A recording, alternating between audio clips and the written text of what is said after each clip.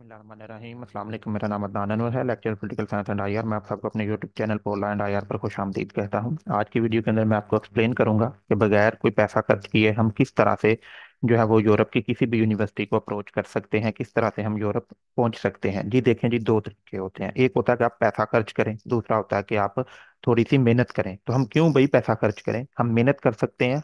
इन अल्लाह ताला ने हर इंसान को जो है बराबर बनाया, हर इंसान के अंदर जो है वो एक जैसी जो है वो अल्लाह ताला ने सलाहियतें रखी हैं। हर इंसान की दो आंखें हैं, दो हाथ हैं, दो कान हैं, दिमाग अल्लाह ताला ने इंसान को दिया। तो हम क्यों ना उसको यूटिलाइज करें।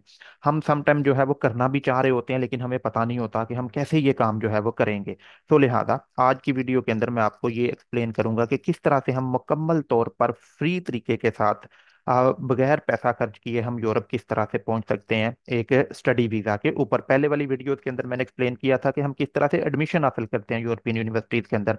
तो उसके अंदर गो के पैसा तो नहीं लगता, लेकिन फिर भी हमें यूनिवर्सिटीज की जो फीसिस हैं वो तो पे करना ही होती हैं। उन फीसिस पे किए बगैर तो हम नहीं पहुंच सकते हैं। तो एक तो वो तरीका है, वो वीडियो अगर आपने नहीं देखी, अगर आप यूनिवर्सिटीज में अप्लाई करने का तरीका और कौन कौन से डॉक्यूमेंट्स चाहते हैं उसकी वीडियोस मैंने अपलोड कर दी हैं, उनके लिंक भी डिस्क्रिप्शन में दे दूंगा। आज की वीडियो के अंदर मैं आपको बताऊंगा कि बिल्कुल फ्री तरीके के साथ हम किस तरह से यूरोप पहुंच सकते हैं।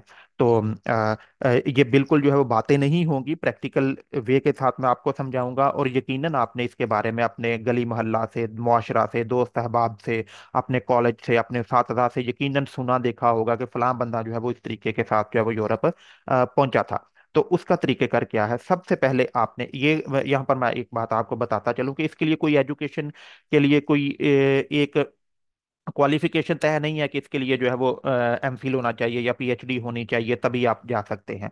बीएस बीएस से मुराद जो पाकिस्तान में हाईएस्ट जो है वो जो है वो मास्टर्स की इक्विवेलेंस डिग्री जो है वो मानी जाती है, बीएस। और मास्टर्स एमए और बीएस मास्टर्स एमएस एमफिल और पीएचडी, ये सारे लोग जो है वो इसके ऊपर जो है वो अप्लाई कर सकते हैं। जो रिसर्च करना जानते हैं या जो रिसर्च के बारे में जानते हैं, समझ बूझ है, वो हर बंदा इसके ऊपर अप्लाई कर सकता है। जरूरी नहीं कि आपने पीएचडी की है तो या एमफिल किया है, एमएस किया है तो तभी आप जो है वो इसके ऊपर अप्लाई कर सकते हैं, आप एलिजिबल हैं। ऐसा हरगिज नहीं है। आपने अगर मास्टर या बीएस किया हुआ है आप तब भी इसके लिए जो है वो एलिजिबल है। उसके लिए आपको करना क्या होगा, सबसे पहले आपको एक अच्छा सा रिसर्च प्रपोजल बनाना होगा। रिसर्च प्रपोजल के लिए आपको कोई लंबी चौड़ी किताब नहीं लिखनी, ये 7-8 पेजेस के ऊपर आपका एक अच्छा सा जो है वो रिसर्च प्रपोजल होना चाहिए। आपके अपनी फील्ड के मुताबिक, आपके अपने एरिया ऑफ इंटरेस्ट के मुताबिक। मिसाल के तौर पर मेरा एरिया ऑफ इंटरेस्ट और मेरी जो फील्ड है, मेरा जो सब्जेक्ट है वो पॉलिटिकल साइंस और आईआर है। तो मिसाल के तौर पर ये मैंने एक सैंपल के तौर पर आपके सामने रखा है रिसर्च प्रपोजल। आप अपने अपनी जो है वो एरिया ऑफ इंटरेस्ट के अपने अपने सब्जेक्ट के मुताबिक आप अपना जो है वो रिसर्च प्रपोजल बनाएंगे। बहरहाल सोशल साइंसेज के जो सब्जेक्ट हैं उनका फॉर्मेट यही रहेगा, और बाकी जो सब्जेक्ट हैं वो आपको पता होगा, आप उससे फेमिलियर हैं कि आपने रिसर्च प्रपोजल किस तरह से बनाना है। अगर आपको कोई मुश्किल है, अगर आपको सोशल साइंसेज के रिलेटेड बनाना है तो आप मुझसे कांटेक्ट कर सकते हैं। अगर आपने अपने सब्जेक्ट के रिलेटेड कोई और सब्जेक्ट है सोशल साइंसेज से हट के, तो आप अपने साथी से, अपने सीनियर से, अपने कोलीग से हेल्प आउट ले सकते हैं। लेकिन बहरहाल एक अच्छा रिसर्च प्रपोजल बनाना, मिसाल के तौर पर ये सब्जेक्ट है, ये टॉपिक है हमारे पास, इंडो पाक relation and China Pakistan economic corridor CPEC आज स्ट्रेटेजिक एंड इकोनॉमिक एनालिसिस। तो आपको सबसे पहले जो है वो उसका इंट्रोडक्शन लिखना है। इंट्रोडक्शन जो है वो 300 वर्ड से लेकर 450 वर्ड तक होना चाहिए। 300 तक भी काफी होता है, क्योंकि ये रिसर्च प्रपोजल है, ये आपने एक आइडिया देना है कि मैं इसके ऊपर काम करना चाहता हूँ या काम करना चाहती हूँ। तो इसी को फिर आगे आपने कंटिन्यू चूंकि करना है, तो ये भी नहीं आपने सोचना या इसका मतलब हरगिज नहीं इस रिसर्च प्रपोजल का कि ये फाइनल होता है। ये सिर्फ एक एक जो है वो एक आइडिया होता है कि हम इसके ऊपर काम करना चाहते हैं। तो बहरहाल फिर भी इसके ऊपर आप जो है थोड़ा मेहनत से बनाएं इसको, ताकि ये अट्रैक्टिव हो। जिस बंदे ने आपको बुलाना है बाहर के मुल्क में, वो आप उसको कन्विंस कर सकें कि ये टॉपिक जो है वो रिसर्च के काबिल है।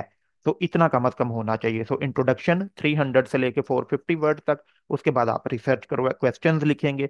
आप 3 से 5, 3 लिख लें, 4 लिख लें, 5 लिख लें, रिसर्च क्वेश्चंस लिखेंगे। उसके बाद आप रिसर्च ऑब्जेक्टिव जो कि रिसर्च क्वेश्चन के मुताबिक अकॉर्डिंगली होते हैं। फिर उसके बाद आप स्टेटमेंट ऑफ प्रॉब्लम, आप अपना जो रिसर्च टॉपिक है उसके मुताबिक स्टेटमेंट ऑफ प्रॉब्लम लिखेंगे। उसके बाद जो है वो आप स्टेटमेंट ऑफ प्रॉब्लम के बाद आप हाँ जी, रिसर्च गैप लिखेंगे। स्टेटमेंट ऑफ प्रॉब्लम के बाद रिसर्च गैप जो है वो आप लिखेंगे। और रिसर्च गैप के बाद आप लिखेंगे लिटरेचर रिव्यू। जाहिर सी बात है, आपने अपने एरिया ऑफ इंटरेस्ट के मुताबिक कोई भी जो कुछ आर्टिकल, कुछ किताबें जो है वो पढ़ी होंगी। जिस टॉपिक के ऊपर आप रिसर्च करना चाहते हैं, उसके जो रेलिवेंट आर्टिकल्स हैं, किताबें, उनका आप लिटरेचर रिव्यू लिखेंगे। कुछ 4-5 आर्टिकल्स का आप लिख सकते हैं रिसर्च प्रपोजल के अंदर, ज़्यादा भी लिखना चाहें तो लिख सकते हैं। उसके बाद आप थ्योरेटिकल फ्रेमवर्क जो है वो लिखेंगे कि आप कौन सी थीरी इसके ऊपर ये लगाएंगे। उसके बाद रिसर्च मेथडोलॉजी, कि आप कौन सी जो है वो रिसर्च मेथड कौन सा इस्तेमाल करेंगे, जैसे क्वालिटेटिव करेंगे, क्वांटिटेटिव करेंगे, प्राइमरी डाटा इस्तेमाल करेंगे, सेकेंडरी डाटा इस्तेमाल करेंगे, डॉक्यूमेंट को एनालाइज करेंगे, नहीं करेंगे, वो सारी चीजें आप जो है वो लिखेंगे। आप टाइमलाइन लिखेंगे इसके अंदर कि आपका रिसर्च प्लान क्या है, आप कितनी देर में इसको जो है वो मुकम्मल करना चाहते हैं। और एक्सपेक्टेड कंट्रीब्यूशन के, ये मेरा जो रिसर्च है, मेरी रिसर्च जो है वो एकेडमिया के ऊपर बोझ नहीं होगी, ये मेरी कंट्रीब्यूशन होगी। तो ये एक सैंपल के तौर पर मैंने आपको समझा दिया बड़े शॉर्ट से टाइम के अंदर, कि रिसर्च प्रपोजल जो है वो बनाना किस तरह से, या कौन से बेसिक चीजें उसके अंदर आपने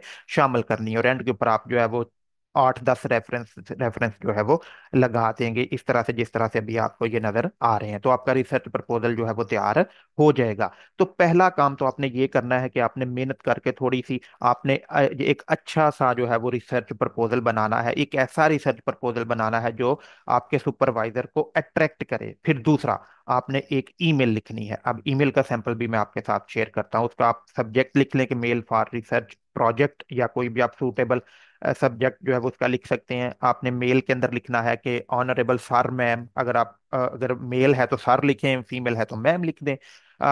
उसके बाद आप लिखेंगे I hope you are doing health, my name is, यहाँ पर ये येलो है ना, आपने, मैं चूंकि हर बंदे का नाम मुख्तलिफ है इसलिए मैंने कोई नाम नहीं लिखा।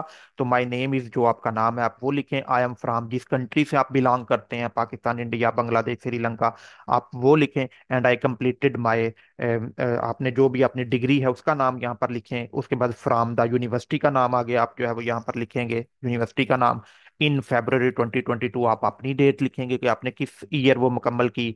उसके बाद आप बताएंगे जी मैंने आई कॉट, अगर आपके मार्क्स हैं तो मार्क्स लिखें, परसेंटेज है तो परसेंटेज लिखें, अगर आपका सीजीपी है तो आप वो लिखें। जैसे 3.83 मैंने हासिल किया जी, 4 CGPA में से 87% के बनते हैं। आप अपने बारे में, ये आप अपने जो भी आपकी परसेंटेज है आप वो लिखेंगे। उसके बाद आप लिखेंगे कि जी I am hard working and dedicated student and I want to pursue a masters PhD research. वो डिपेंड करता है आपको, अगर आप मास्टर्स के बाद कर रहे हैं तो मास्टर्स लिख लें, MS के बाद कर रहे हैं तो MS, MPhil के बाद कर रहे हैं तो वो लिख दें, PhD के बाद कर रहे हैं तो वो लिखें, या सिंपल रिसर्च जो है वो आप लिख दें।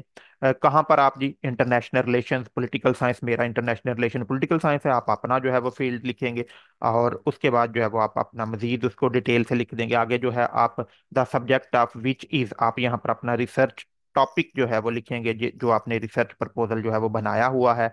और उसके बाद आप जो है ये कुछ चीज़ें मजीद हैं कि आप जी मेरे डॉक्यूमेंट जो हैं वो HEC से जो है रजिस्टर्ड हैं, मेरी सारी क्वालिफिकेशन जो है उसमें मैंने बड़ी मेरे अच्छे ग्रेड्स हैं तमाम मेरी क्वालिफिकेशन के अंदर, और मैं आपके क्राइटेरिया के ऊपर पूरा उतरने की जो है वो कोशिश करूंगा। यही चीज़ें जो है वो आपने लिख देनी है। और आपने लिखना है, जैसे मैंने ये लिखा हुआ है यहाँ से, जो देख लें आप सर से लेके, कि मेरा एरिया ऑफ इंटरेस्ट जो है वो साउथ एशिया। आपने अपना जो है वो एरिया ऑफ इंटरेस्ट जो है वो साउथ एशिया लिखना है। मतलब जो पहले है, आप ये, अगर आपने रिसर्च की हुई है तो आप ये भी बता दें कि मैंने पहले रिसर्च की हुई है और मेरा टॉपिक ये था, और अब मैं रिसर्च मजीद करना चाहता या चाहती हूँ, तो मैं अब इस टॉपिक के ऊपर रिसर्च करना चाहती हूँ, और चाहता हूँ या चाहती हूँ, अगर जो भी है। तो आगे जो है वो आप उससे कह सकते हैं कि सर अगर आप मेरी ईमेल पढ़ेंगे जब, तो अगर आप मुनासिब समझे तो मैं आपको अपना जो से रिसर्च प्रपोजल है वो आपके साथ जो है वो शेयर करूंगा या करूंगी।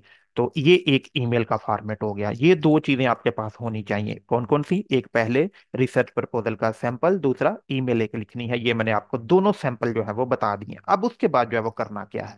उसके बाद अब आपने करना है, आपने खोलना है गूगल। ये हमने गूगल खोल लिया। अब यहाँ पर आपने जो है वो मुख्तलिफ यूनिवर्सिटीज के बारे में जो है वो सर्च करना है। जैसे फॉर एग्जांपल यूनिवर्सिटी ऑफ, ये नीचे आ गया, university of Milan. For example मैंने यूनिवर्सिटी ऑफ मिलान खोल लिया, यूनिवर्सिटी ऑफ मिलान की वेबसाइट को ओपन कर लिया।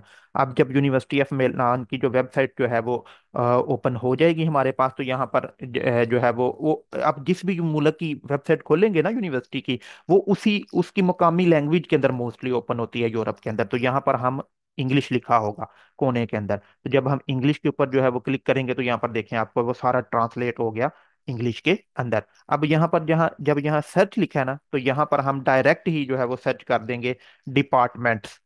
हर यूनिवर्सिटी के अंदर अलग अलग से जो है वो डिपार्टमेंट्स बने हुए होते हैं। तो अब ये हमारे पास दोबारा से ये देखें इटालियन है, हम इसको इंग्लिश करेंगे तो अब ये इंग्लिश में कन्वर्ट हो जाएगा। अब ये देखें ये सारे डिपार्टमेंट आपके सामने जो है वो ओपन हो गए कि यूनिवर्सिटी ऑफ मिलान के अंदर कौन कौन से जो है वो डिपार्टमेंट्स मौजूद हैं। आप यहाँ से वन बाय वन भी सर्च कर सकते हैं, अगर नहीं तो नीचे आपको मिल जाएंगे हर यूनिवर्सिटी के अलग से डिपार्टमेंट्स लिखा होगा, या स्कूल्स भी लिखा होता है कुछ यूनिवर्सिटीज के अंदर, डिपार्टमेंट्स या स्कूल्स।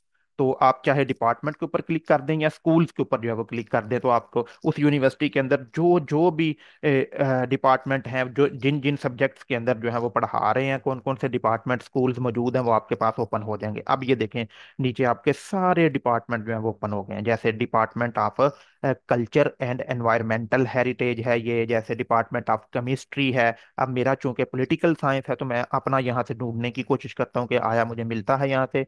जी देखें जी, डिपार्टमेंट ऑफ हेल्थ साइंसेज है, department of earth earth sciences है, डिपार्टमेंट ऑफ फार्माकोलॉजिकल है, एनवायरमेंटल साइंसेज एंड पॉलिसीज है। हाँ ये देखिए मुझे मिल गया department of social and political science. तो इस तरह से आपने अपना जो डिपार्टमेंट है वो ढूंढ लेना है। अब इसके ऊपर हम जब हम क्लिक करेंगे ना, अब ये देखें ये पूरा उस वो डिपार्टमेंट ओपन हो गया। अब ये वहां पर जो है स्टाफ है सारा, ये देखें ये डिपार्टमेंट डायरेक्टर है, डिपार्टमेंट के ये डायरेक्टर हैं गालबन। और इसके बाद ये एक और है एडमिनिस्ट्रेटिव मैनेजर हैं, आगे ये देखें टीचर्स हैं। अब आपने कोई भी मसलन हम इसी बंदे को जो है वो ओपन कर लेते हैं, बल्कि आप ऐसा करें कि जब आप टीचर को ओपन करें ना, ओपन इन न्यू टैब कर लें, वो नया टैब आपके पास खुल जाएगा। क्योंकि अगर हम उसी के ऊपर जो है वो क्लिक करेंगे तो वो आगे वही जो है वो चला जाएगा, लिहाजा आपको बैक आना पड़ेगा। तो जब आप ओपन इन न्यू टैब करेंगे तो आपके पास ये खुल जाएगा। अब ये देखें, अब ये पाकिस्तान इंडिया की तरह नहीं है, यहाँ पर जो टीचर्स होते हैं उनकी हर चीज आपको अवेलेबल हो जाएगी। अब ये देखें करिकुलम वाइटाए, उनकी सीवी जो है वो यहाँ पर मौजूद है। तो हम ये देख लेते हैं go to expertise and skills, उनकी स्किल्स जो है वो कौन सी हैं, एक्सपर्टी उनकी जो है वो किस फील्ड के अंदर है। अब ये देखें ये लिखा हुआ है कि department of social and political science. अब ये पॉलिटिकल साइंस के ही बंदे हैं तो लिहाजा मेरे तो ये मतलब मेरे फील्ड के हैं, मेरे डिपार्टमेंट के हैं। डिपार्टमेंट तो खैर हमने वही जो है वो ओपन किया है। तो अब चूंकि ये पॉलिटिकल साइंस के ही हैं तो आपने जो है वो, हाँ जी पॉलिटिकल साइंस के। अब देखें ये यहाँ पर इनका ईमेल एड्रेस भी लिखा हुआ है। अब यहाँ से उनका ईमेल एड्रेस जो है वो कॉपी कर लेना है, और आपने जो है वो अपना एक ईमेल एड्रेस जो आपने खोला हुआ है, आपने उसके ऊपर जो है वो जीमेल के अंदर जाना है और उसके बाद आपने लॉगिन करना है। यहाँ पर कंपोज ईमेल करना है, ईमेल करने का तो तरीका आपको पता ही होगा। वहां से जो हमने जो ईमेल एड्रेस है यहाँ से कॉपी किया, और यहाँ पे आके उसको जो है वो हम पेस्ट कर देंगे। अब मैंने उस बंदे को तो मेल जो है वो नहीं करनी, मैं यहाँ पर जो है वो अपना ही ईमेल एड्रेस मिसाल के तौर पर लिख देता हूँ कि ये उसी बंदे का है। सब्जेक्ट जो है वो हमने यहाँ पे क्या लिखा था, हमारे पास था Gmail for research project. जी ठीक है जी। अब हम यहाँ पर रख देंगे Gmail for research project. अब जो ईमेल हमने लिखी हुई है, अब चूंकि ये मेल है तो अब हम यहाँ पर क्या लिखेंगे, सिर्फ सर ही लिखेंगे। यहाँ से मैंने अपनी ईमेल को जो है वो कॉपी किया, सी, कंट्रोल सी किया, ओपन किया, और यहाँ पे जाके हमने इसको पेस्ट कर दिया। ठीक है, हाँ जी। तो अब हम यहाँ से मैम को मिटा देंगे क्योंकि वो सर हैं। तो ये देखें, ठीक है जी। अब ये जो ईमेल हमारे पास लिखी हुई है वो एक ही ईमेल जो है वो हमारी हर एक के लिए जो है वो काम आएगी, और यहाँ पे हमने जो है वो इसको सेंड कर देना है। ठीक है, अब ये ईमेल सेंड हो गई है। अब आपने ये मल्टीपल यूनिवर्सिटीज के अंदर जाके, डिपार्टमेंट्स के अंदर जाके आपने उनको सर्च करना है। अब मिसाल के तौर पर इसी हम यूनिवर्सिटी के अंदर देख लेते हैं, ये भी एक टीचर है, इनको हम कर लेते हैं open link in new tab. जी, ये भी department of social and political science के ही हैं तो हम इनको भी ईमेल कर देंगे। मतलब कि हम जितनी मैक्सिमम ईमेल हम करेंगे, तो फिर ये नहीं कि हमें हर बंदे ने ही जो है वो रिप्लाई दे देना है, या हर बंदे ने ही जो है वो हमें जो है वो रख लेना है। इसके लिए हमें एफर्ट करना होगी, इसके लिए हमें मेहनत करना होगी। हमें रोजाना जो है वो कम अज कम हम मुख्तस कर लें जी, हमने जो है वो आधा घंटा, 1 घंटा, 2 घंटे जो है वो हमने इस काम के लिए देने हैं। तो अगर आप ऐसा करेंगे तो कामयाबी इंशाल्लाह जो है वो आपको मिलेगी ही मिलेगी। ऐसा नहीं होगा कि आपको जो है वो जो है मेहनत करें, अल्लाह ताला किसी भी की भी मेहनत जो है वो रायगा नहीं जाने देते हैं। तो फिर आपको जब रिप्लाई आएगा तो रिप्लाई में मोस्टली जो है वो जो लोग रिप्लाई करते हैं वो जाहिर सी बात है इंटरेस्टेड होते हैं, तो वो आपको रिप्लाई करते हैं।